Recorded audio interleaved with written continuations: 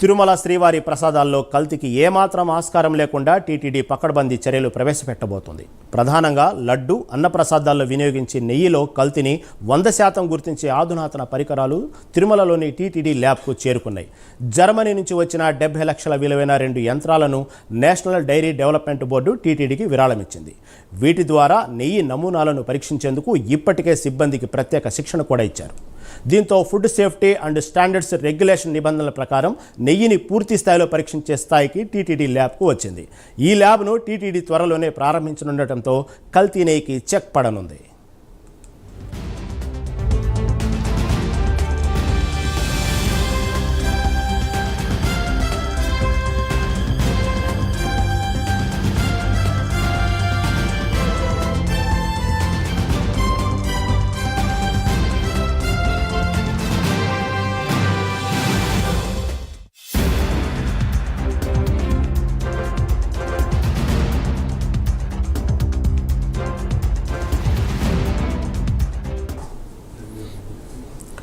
తిరుమల శ్రీవారి ప్రసాదాల్లో కల్తీకి ఏమాత్రం ఆస్కారం లేకుండా టీటీడీ పకడ్బందీ చర్యలు ప్రవేశపెట్టబోతోంది.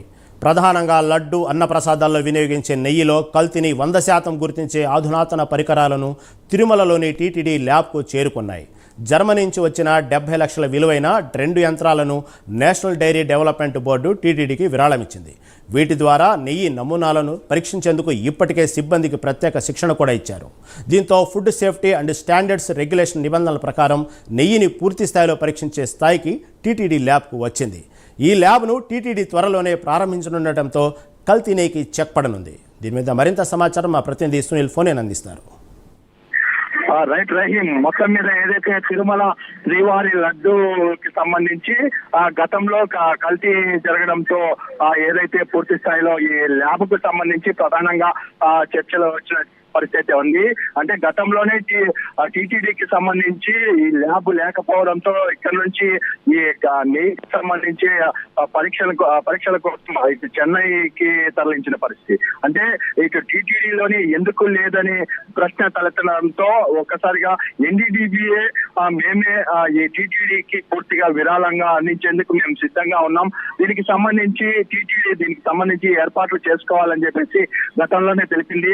అదేవిధంగా ఇప్పుడు చూసుకున్నట్లయితే 70 లక్షల విలువైనటువంటి 2 యంత్రాలు నేషనల్ డైరీ డెవలప్మెంట్ బోర్డు టీటీడీకి అయితే విరాళంగా అందించింది. ముఖ్యంగా అవి పరికరాలు అయితే ఇప్పటికే తిరుమలకైతే చేరుకున్న పరిస్థితి ఉంది. తిరుమలలో ఉన్నటువంటి ల్యాబ్ ప్రాంతం, అంటే ఏదైతే శ్రీవారి లడ్డు తయారు చేసే ప్రాంతం పక్కనే ఉన్నటువంటి ల్యాబ్ కి ఈ పరికరాలు అయితే చేరుకున్నాయి. దానికి సంబంధించి ఇప్పటికే అధికారులు కూడా దీనికి సంబంధించి పూర్తిగా ఏర్పాట్లు చేస్తున్న పరిస్థితి ఉంది. ముఖ్యంగా దీనికి సంబంధించి అతి త్వరలో ఏదైతే టీటీడీ చైర్మన్, టీటీడీ అధికారులతో కలిసి ఏదైతే ఈ ల్యాబ్ ని ప్రారంభించనున్నట్టయితే తెలుస్తోంది. ముఖ్యంగా దీనికోసం fatty acid, methyl ester, beta సిస్టోరియల్ పరీక్షలు, గ్యాస్ క్రోమటోగ్రఫీ అని ఈ గతంలో ఉన్నటువంటి యంత్ర అవసరం అని చెప్పేసి నేషనల్ ల్యాబ్ కి నిపుణులు పంపించిన పరిస్థితి ఉంది.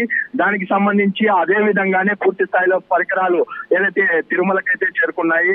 ఇప్పటికే ఎన్డీడీబీ పూర్తిగా 70 లక్షలకి సంబంధించి ఈ జర్మనీ నుంచి తెప్పించినటువంటి ఈ పరికరాలని టీటీడీకి అప్పచెప్పిన పరిస్థితి ఇక్కడ కనపడుతుంది. ముఖ్యంగా దీనికి సంబంధించి food safety and standard regulation కి సంబంధించి నిబంధనల ప్రకారం నెయ్యి పూర్తి స్థాయిలో పరీక్షించే స్థాయికి టీటీడీ ల్యాబ్ రానున్నదని చెప్పి ఇప్పటికే ఎన్డీడీబీ తెలిపిన పరిస్థితి ఉంది.